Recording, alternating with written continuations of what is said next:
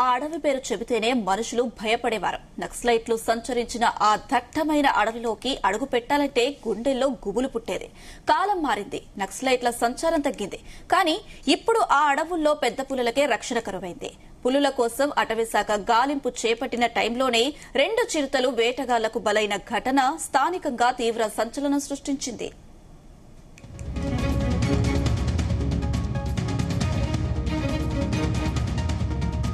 ఉత్తర తెలంగాణలోని ఉమ్మడి నిజామాబాద్ జిల్లాలో దాదాపు 3.5 దశాబ్దాల తర్వాత పెద్ద పులుల సంచారం తీవ్ర అలజడి రేపింది. సాధారణంగా గోదావరికి ఉత్తరాన ఉన్న కవ్వాల్ టైగర్ రిజర్వ్ పరిధిలోనే పులుల కదలికలు ఎక్కువగా ఉండేవి. అయితే జీవనది గోదావరిని దాటుకుని దక్షిణాన ఉన్న నిజామాబాద్, కామారెడ్డి, జగిత్యాల జిల్లాల సరిహద్దుల్లోకి పులులు అడుగుపెట్టడం అటవీ ప్రేమికులలో తీవ్ర ఆసక్తిని పెంచింది. కానీ ఆ సంతోషం ఎంతో కాలం నిలవలేదు. సరిహద్దులు దాటి వచ్చిన పులులు ఆచూకీ లేకుండా పోతుండడం తీవ్ర విషాదాన్ని, ఆందోళనను నింపుతోంది. పులుల ఉనికిపై అటవీ శాఖ అధికారులు మౌనం దాల్చడం పలు అనుమానాలకు తావిస్తోంది.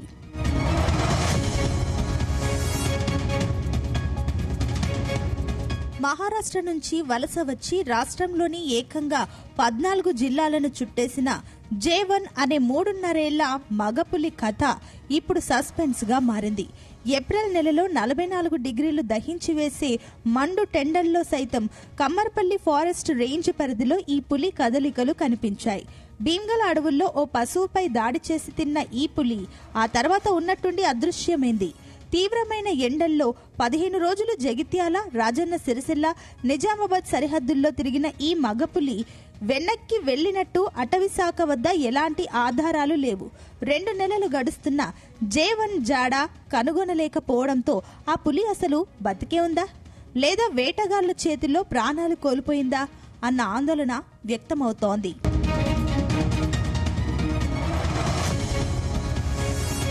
నిజానికి ఈ అడవుల్లో పులులు మాయమవ్వడం ఇది మొదటిసారేమీ కాదు. 2025 జూలైలో కామారెడ్డి జిల్లా రామారెడ్డి మండలం స్కూల్ తాండా సమీపంలో S12 అనే 5 ఏళ్ల మగపులి సంచరించింది.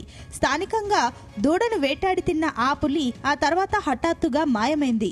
పశువును చంపిందన్న కోపంతో స్థానిక రైతులు ఆ కళేబరంపై విషపూరితమైన పెస్టిసైడ్స్ చల్లారని, దానిని తిని పులి మరణించి ఉంటుందని ప్రచారం జరిగింది.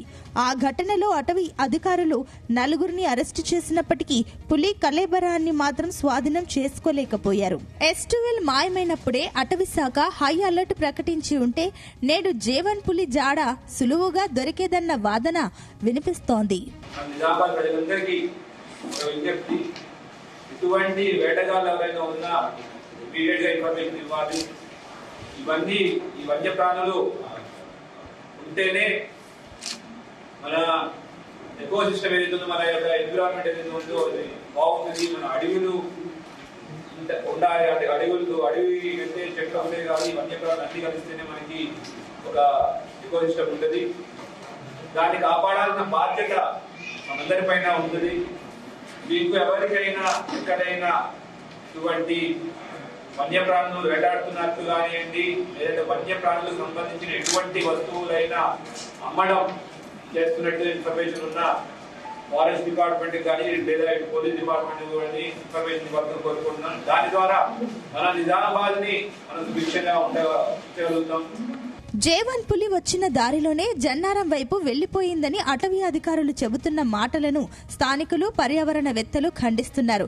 S12 మాదిరిగానే J1 కూడా వేటగాళ్ల చేతుల్లో లేదా విష ప్రయోగానికి బలైపోయి ఉంటుందని అనుమానిస్తున్నారు.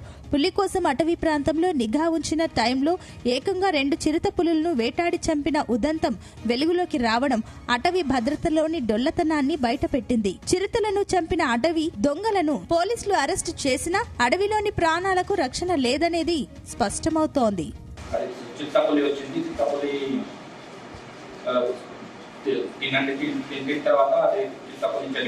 చనిపోయిన తర్వాత కార్కాస్ అక్కడ డబ్ చేసి అక్కడ పెట్టారు.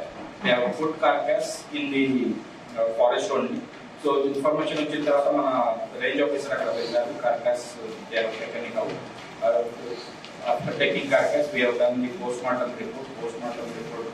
తర్వాత ఇది చిత్తపల్లి ఉంది, అది we got to know the police.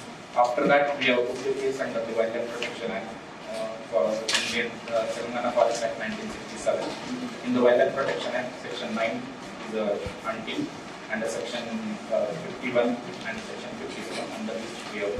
30 ఏళ్ల తర్వాత తమ భూభాగంలోకి వచ్చిన మృగరాజులను చూసి ఉమ్మడి నిజామాబాద్ ప్రజలు సంబరపడ్డారు. కానీ అధికారుల పర్యవేక్షణ లోపం, వేటగాళ్ల క్రూరత్వం, రైతుల ఆగ్రహం మధ్య ఆ పులుల ఆచూకీ లేకుండా పోవడం పర్యావరణానికి పూడ్చలేని లోటు. ఇప్పటికైనా అటవీశాఖ యంత్రాంగం గుణపాఠం నేర్చుకుని J1 ఆచూకీని తేల్చడంతో పాటుగా రాబోయే రోజుల్లో వచ్చే వన్యప్రాణులకు భద్రత కల్పించాలని ఆశిద్దాం.